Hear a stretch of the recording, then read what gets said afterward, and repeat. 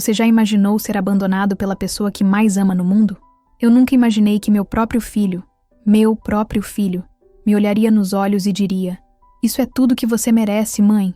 E sabe o que é pior? Ele estava certo. Mas esta não é apenas mais uma história de abandono. O que aconteceu uma semana depois mudou tudo, literalmente tudo.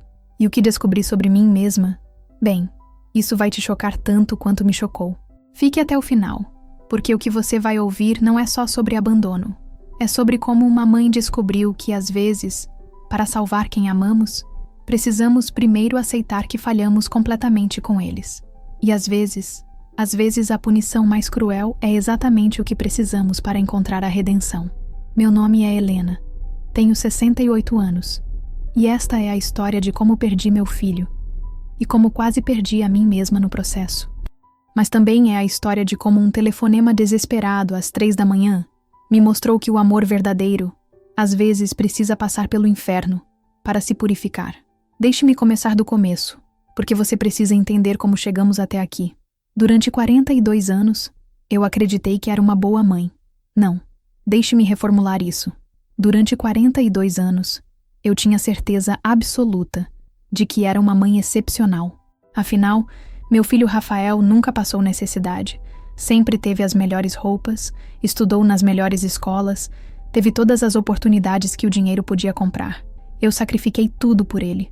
Meu casamento terminou porque meu ex-marido disse que eu mimava demais o Rafael.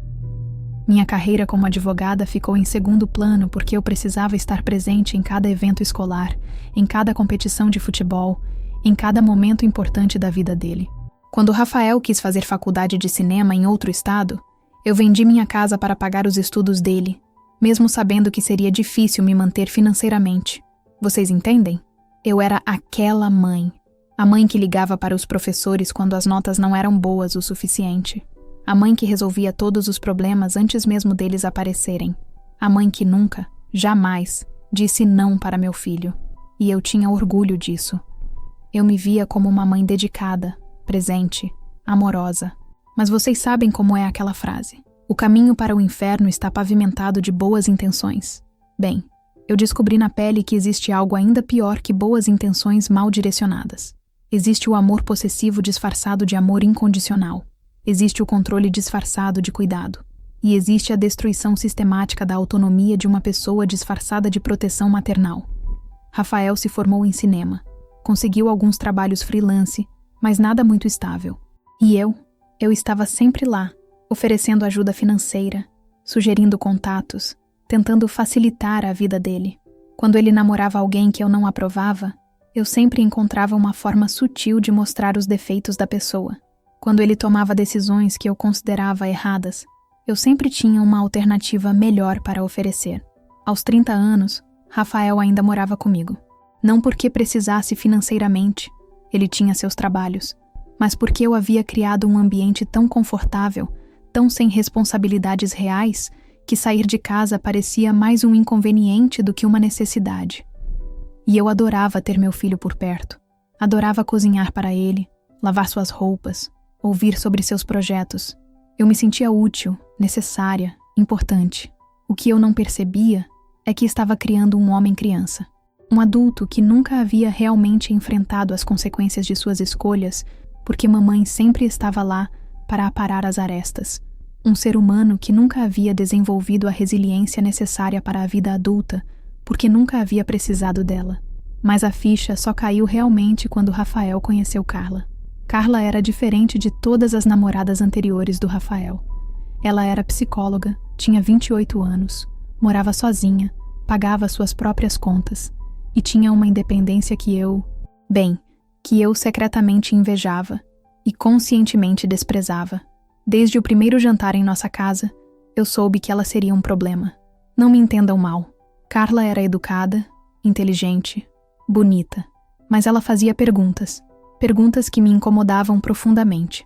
Durante aquele primeiro jantar, quando eu estava contando sobre como havia ajudado Rafael a conseguir seu último trabalho, eu conhecia o produtor e havia feito algumas ligações, Carla perguntou: "Rafael, como você se sente quando sua mãe intercede profissionalmente por você?" A pergunta me pegou desprevenida. Não pela pergunta em si, mas pela forma como Rafael ficou visivelmente desconfortável. Ele murmurou algo sobre ser grato pela ajuda, mas havia algo em seus olhos, uma vergonha que eu nunca havia notado antes. Carla começou a frequentar nossa casa regularmente, e eu podia perceber mudanças sutis em Rafael. Ele começou a questionar coisas que sempre havia aceito passivamente. Quando eu ofereci para pagar um curso de aperfeiçoamento para ele, pela primeira vez na vida, ele disse: "Mãe, eu preciso pensar se realmente quero fazer isso." Pensar? Ele nunca havia precisado pensar sobre oportunidades antes. Eu sempre soube o que era melhor para ele. As coisas começaram a ficar tensas quando Carla sugeriu que eles fossem morar juntos. Não em nossa casa, em um apartamento próprio. Eu fiquei horrorizada. Rafael mal conseguia manter suas finanças em ordem, porque eu sempre ajudava quando necessário. Como ele ia conseguir pagar aluguel, contas, supermercado? Foi quando comecei a apontar, sutilmente, claro, os problemas dessa ideia. O mercado imobiliário estava caro. O bairro que eles estavam considerando não era muito seguro. Eles estavam se precipitando. E Carla? Bem, Carla era muito controladora, não acham? Uma pessoa verdadeiramente amorosa entenderia que Rafael precisava de mais tempo para se preparar para essa mudança. Mas Carla não era como as outras. Em vez de se afastar ou criar conflito comigo diretamente, ela fez algo muito pior. Ela começou a ajudar Rafael a enxergar nossa dinâmica com outros olhos. Um dia, ouvi uma conversa entre eles que me gelou o sangue. Eles estavam no quarto dele, e Carla estava dizendo: "Rafael, você já parou para pensar por que sua mãe sempre tem uma solução para todos os seus problemas?" "Porque ela se preocupa comigo", ele respondeu, mas havia incerteza em sua voz. "Ou porque ela precisa se sentir indispensável", Carla replicou gentilmente. Amor verdadeiro não é resolver os problemas de alguém, Rafael. Amor verdadeiro é dar à pessoa as ferramentas para que ela resolva seus próprios problemas. Naquele momento, eu soube que havia perdido meu filho. Não para outra mulher. Eu havia perdido para a verdade. Uma verdade que eu havia passado décadas escondendo de nós dois. As semanas seguintes foram as piores da minha vida. Rafael começou a me questionar abertamente. Ele perguntava por que eu nunca o havia deixado falhar. Por que eu sempre interferia em suas decisões. Por que eu parecia saber melhor que ele o que era bom para sua própria vida. E a pergunta que me destruiu completamente: "Mãe, você me ama? Ou você ama a ideia de ser necessária para mim?" Eu não soube responder, porque pela primeira vez na vida, eu não tinha certeza da resposta. Rafael e Carla se mudaram 3 semanas depois, e pela primeira vez em 42 anos, eu estava sozinha em casa, completamente sozinha. E foi no silêncio daquela casa vazia que eu comecei a entender a dimensão do que havia feito. Eu não havia criado um filho independente e confiante. Eu havia criado um homem que duvidava de sua capacidade de tomar decisões, que sempre esperava que alguém mais soubesse melhor que ele o que fazer, que nunca havia realmente testado seus próprios limites, porque nunca havia precisado. E pior, eu havia feito isso conscientemente. Não por amor, mas por medo. Medo de não ser necessária. Medo de ser abandonada. Medo de enfrentar minha própria vida vazia se não tivesse alguém para cuidar. Vocês querem saber algo que ninguém fala sobre mães superprotetoras? Nós não fazemos isso pelos nossos filhos. Nós fazemos isso por nós mesmas. Eu levei 65 anos para entender isso. E espero que vocês não precisem esperar tanto quanto eu. Durante os 2 anos seguintes, minha relação com Rafael foi se deteriorando progressivamente. Eu tentei mudar, juro que tentei, mas décadas de comportamento não se modificam da noite para o dia. Cada vez que ele me contava sobre um problema no trabalho, eu já estava mentalmente elaborando uma lista de soluções. Cada vez que ele parecia incerto sobre algo, eu sentia uma coceira irresistível para orientá-lo. E Carla via tudo. Ela nunca foi rude comigo. Nunca me confrontou diretamente, mas eu podia sentir sua desaprovação. Pior ainda, eu podia ver como Rafael começava a me ver através dos olhos dela. O casamento deles aconteceu num pequeno ceremony, apenas família próxima. Eu não fui consultada sobre nada, nem o local, nem o cardápio, nem a decoração. Rafael disse que eles queriam algo simples e íntimo, mas eu sabia a verdade. Eles não queriam minha interferência. Durante a cerimônia, olhando meu filho trocar votos com aquela mulher, eu me dei conta de algo terrível. Eu não estava feliz por ele. Eu estava com ciúmes. Ciúmes da independência dele. Ciúmes da relação saudável que ele havia construído. Ciúmes de não ser mais a pessoa mais importante na vida dele. Que tipo de mãe sente ciúmes da felicidade do próprio filho? Uma mãe doente. Uma mãe que confundiu amor com possessão. Uma mãe que nunca aprendeu a diferença entre cuidar e controlar. Nos meses seguintes ao casamento, as visitas de Rafael foram ficando mais raras e mais tensas. Quando ele vinha me ver, eu percebia que estava sempre com pressa para ir embora. Nossas conversas ficaram superficiais, educadas, mas vazias de qualquer intimidade real. E então veio o diagnóstico. Aos 66 anos, comecei a ter problemas de memória. Inicialmente, coisas pequenas, onde havia deixado as chaves, se já havia tomado o remédio da pressão, o nome daquela atriz de que gostava. Mas progressivamente, os esquecimentos foram ficando mais sérios. O médico foi claro. Início de demência senil, possivelmente Alzheimer. Progresso ainda lento, mas inevitável. Em alguns anos, eu precisaria de cuidados constantes. Quando contei para Rafael, pela primeira vez em muito tempo, vi lágrimas em seus olhos. Ele me abraçou e disse que estaríamos juntos nessa, que ele cuidaria de mim da mesma forma que eu havia cuidado dele. E vocês sabem o que eu senti? Terror. Terror absoluto. Porque eu finalmente entendi que a dinâmica que eu havia criado entre nós durante décadas agora se voltaria contra mim. Rafael ia cuidar de mim não porque eu merecia, mas porque ele havia aprendido que esse era seu papel. Ser cuidado e cuidar em retorno. Nunca questionar, nunca estabelecer limites, nunca escolher o que era melhor para si mesmo. Eu havia criado um filho que não sabia dizer não para mim, mesmo quando deveria. E agora, na minha doença, ele se sentiria obrigado a sacrificar sua vida, seu casamento, sua felicidade por mim, exatamente da mesma forma doentia que eu havia sacrificado a minha por ele. Mas o que aconteceu nos meses seguintes foi algo que eu jamais poderia ter previsto. E foi também quando eu descobri algo sobre Carla que mudou completamente minha percepção sobre ela. Rafael começou a vir me visitar 3 vezes por semana. Ele trazia comida pronta, organizava meus remédios, checava se eu estava pagando as contas em dia. Carla vinha junto às vezes, mas eu notava que ela ficava cada vez mais silenciosa, observando nossas interações com uma expressão que eu não conseguia decifrar. Um dia, Rafael chegou mais cedo e me encontrou no chão da cozinha. Eu havia caído tentando alcançar um prato no armário alto e não conseguia me levantar sozinha. Não estava machucada, apenas desorganizada, confusa, assustada.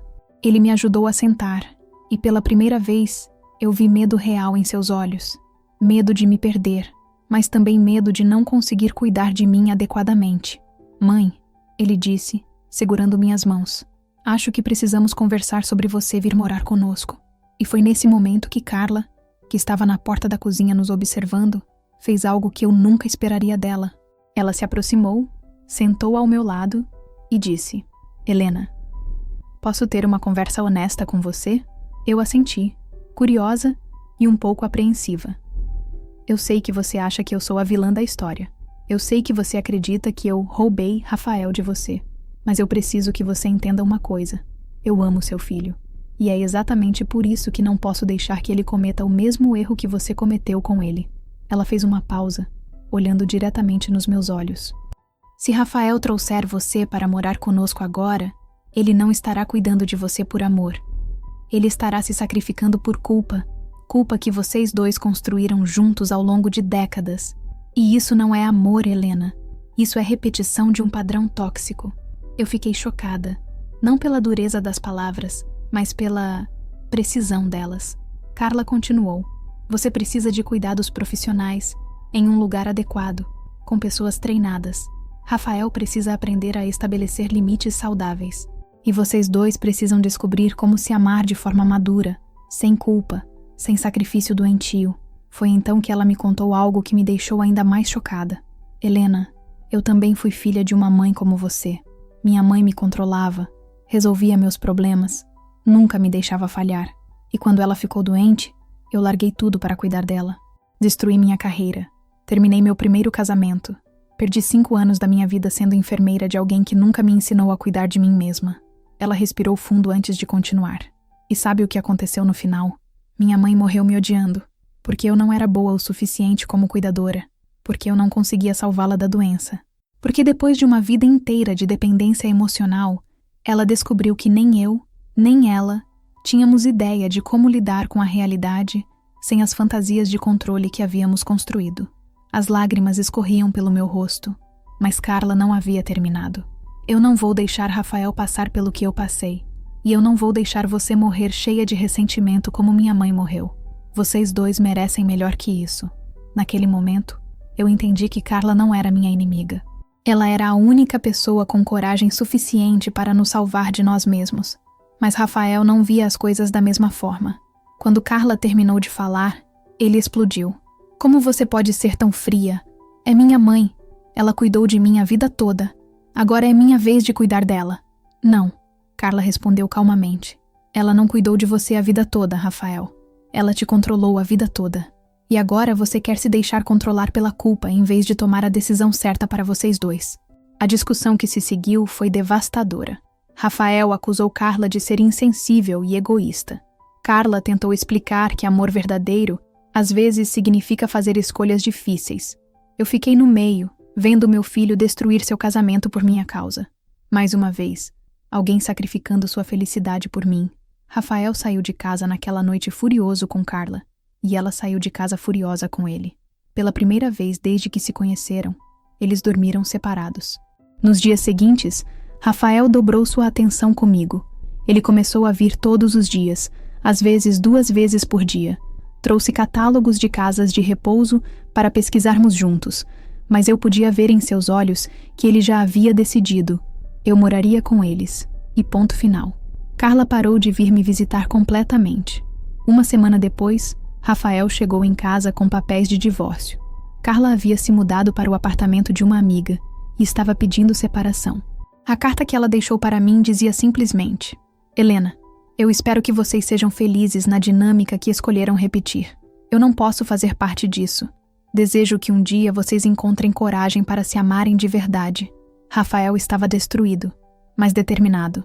Agora somos só nós dois, mãe, como sempre deveria ter sido. E foi nesse momento, vendo meu filho jogar fora sua felicidade por minha causa, que algo dentro de mim finalmente quebrou. Não minha mente. Isso a doença já estava fazendo aos poucos. O que quebrou foi a fantasia que eu havia sustentado por décadas. Eu não era uma boa mãe. Eu nunca havia sido uma boa mãe. Boas mães criam filhos independentes e felizes. Boas mães querem que seus filhos voem longe e alto. Boas mães não destroem os casamentos de seus filhos com sua necessidade doentia de ser o centro do mundo deles. E foi aí que eu tomei a decisão mais difícil e mais amorosa da minha vida. 3 dias depois, enquanto Rafael estava no trabalho, eu liguei para o asilo mais bem avaliado da cidade e agendei uma visita. Era caro, muito caro, mas eu ainda tinha algumas economias e poderia vender a casa. Conversei com a diretora, conheci as instalações, entendi os procedimentos. Era um lugar bom, limpo, organizado, com profissionais qualificados e outros residentes que pareciam bem cuidados. Não era o ideal de ninguém, mas era digno. E mais importante, era uma escolha consciente de uma mãe que finalmente havia decidido parar de sacrificar a felicidade de seu filho no altar de sua própria insegurança. Preenchi toda a papelada sozinha. Organizei a venda da casa. Falei com meu advogado sobre como transferir o dinheiro da venda para uma conta que garantiria meus cuidados pelos próximos anos. E então, numa quinta-feira de março, quando Rafael veio me buscar para o que ele pensava ser mais um passeio ao shopping, eu pedi que ele parasse na frente do Lar São Francisco. Mãe, o que estamos fazendo aqui? Rafael, eu disse, tentando manter a voz firme. Este é meu novo lar. A expressão no rosto dele foi de completa incompreensão, depois choque, depois raiva. Do que você está falando? Nós já conversamos sobre isso. Você vai morar comigo. Não, meu filho, não vou. Expliquei para ele tudo o que havia organizado. A venda da casa, os cuidados médicos especializados, as atividades sociais com pessoas da minha idade, a independência que nós dois precisávamos desesperadamente. Rafael ficou em silêncio por um longo momento. Então, sua voz explodiu em fúria. Como você pode fazer isso comigo? Depois de tudo que eu sacrifiquei, eu perdi minha esposa por sua causa. Eu perdi minha esposa por sua causa. E foi aí que eu disse a coisa mais difícil que já disse na minha vida. Eu sei. E é exatamente por isso que você precisa ir atrás dela. Como assim ir atrás dela? Ela me abandonou. Ela abandonou você quando você mais precisava. Não, Rafael. Carla tentou salvar vocês dois. E eu fui covarde demais para aceitar essa salvação. Mas não sou mais. Rafael saiu do carro, bateu a porta e gritou para todo mundo ouvir. Isso é tudo que você merece. Você está sendo egoísta, está me punindo. Depois de uma vida inteira me dizendo que me ama, agora você me abandona quando eu preciso de você. Eu fiquei em silêncio, porque ele estava certo sobre uma coisa. Depois de uma vida inteira dizendo que o amava, finalmente eu estava pronta para provar isso. Ele entrou no carro e foi embora, deixando-me ali na calçada com minha mala. Durante os 7 dias seguintes, não tive notícias de Rafael. Foram os 7 dias mais difíceis da minha vida. Não pela mudança. O asilo realmente era um lugar bom, e os cuidadores eram gentis e profissionais. Foi difícil pela incerteza. Será que eu havia perdido meu filho para sempre? Será que minha tentativa de salvá-lo havia chegado tarde demais? Na sexta noite, não consegui dormir. Fiquei pensando em tudo o que havia acontecido, em todas as decisões que me trouxeram até ali. Por volta das 3 da manhã, meu telefone tocou. Era Rafael, e ele estava chorando. Mãe, por favor, me perdoe. Rafael, o que aconteceu? Eu procurei a Carla. Fui até o apartamento da amiga dela e implorei para conversarmos. E ela me disse algo que não sai da minha cabeça. O que ela disse? Ela disse que pela primeira vez desde que me conhece, ela está orgulhosa de mim. Não por ter ido atrás dela, mas porque minha mãe finalmente teve coragem de me amar de verdade. Rafael continuou, a voz embargada. Mãe, eu passei a semana toda com raiva de você, achando que você havia me abandonado, que você era egoísta, que você estava me punindo, mas hoje eu entendi. Entendeu o quê, filho? Que você fez a coisa mais difícil que uma mãe pode fazer. Você me deixou ir. Você escolheu sua própria dor para evitar a minha destruição. E eu fui cruel demais para perceber isso na hora. Nós choramos juntos no telefone por vários minutos. Rafael, eu disse finalmente. Você vai voltar para a Carla? Eu não sei se ela vai me aceitar de volta. Eu disse coisas terríveis para ela. Ela estava tentando nos salvar e eu a tratei como uma vilã.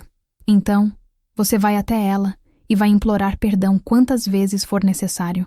E você vai agradecer a ela por ter tido a coragem que eu não tive durante 42 anos. E você, mãe, como você está? Eu estou aprendendo a viver sem ser indispensável para você. E sabe de uma coisa? É assustador, mas também é libertador. Rafael me visitou no dia seguinte. Conversamos por horas sobre nossa relação, sobre os erros que cometemos, sobre como poderíamos ter uma dinâmica mais saudável dali em diante. Foi a conversa mais honesta que tivemos em décadas. E então ele me contou a parte mais incrível de toda essa história. Mãe, você quer saber por que a Carla realmente me deixou? Por quê? Porque ela estava grávida. Meu coração parou. O quê? Ela descobriu na semana anterior à nossa discussão sobre você vir morar conosco. Ela não me contou porque ela não queria que eu escolhesse entre cuidar de você e ser pai do nosso filho. As lágrimas voltaram, mas dessa vez eram diferentes.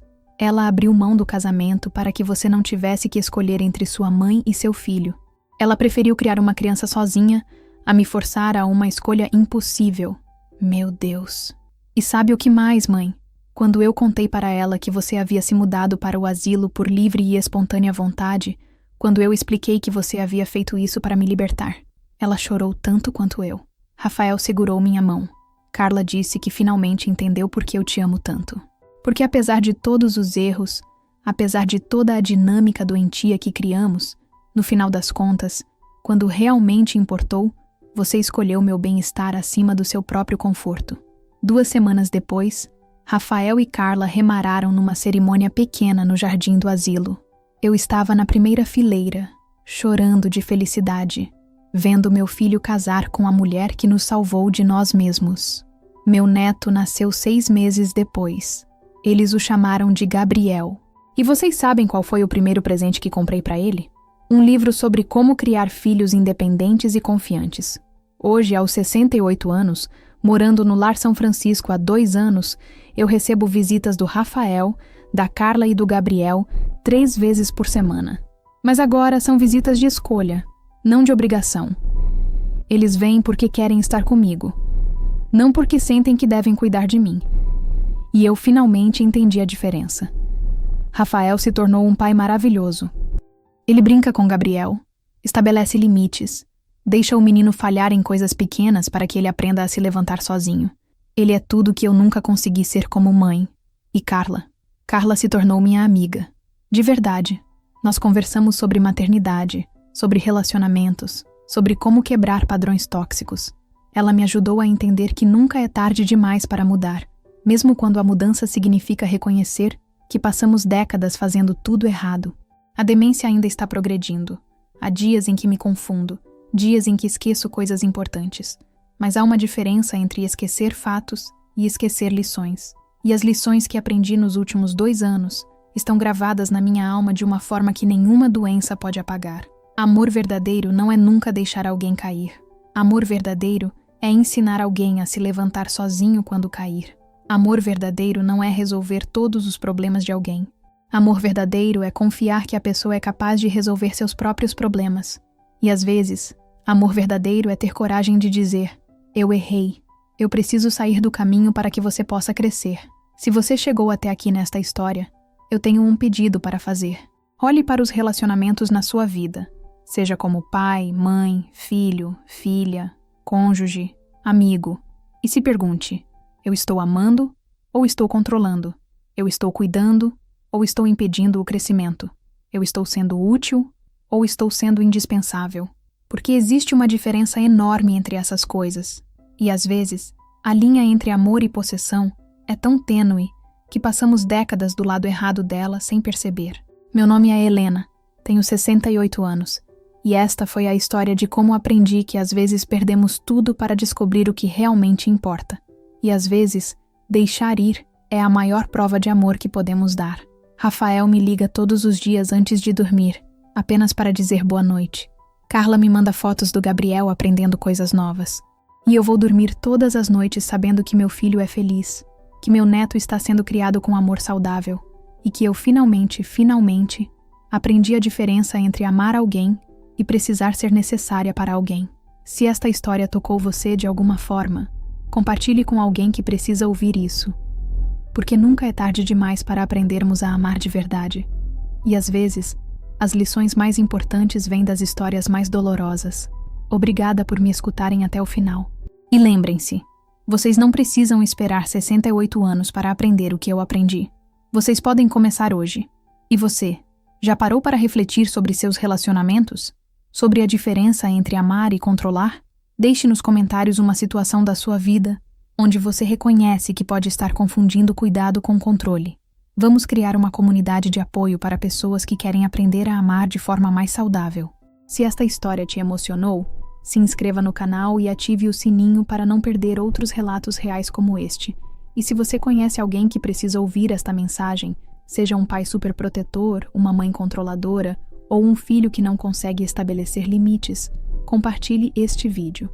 Porque histórias como a minha só fazem sentido se puderem evitar que outros passem pela mesma dor desnecessária. Até o próximo vídeo. E lembrem-se, amar é libertar, não aprisionar.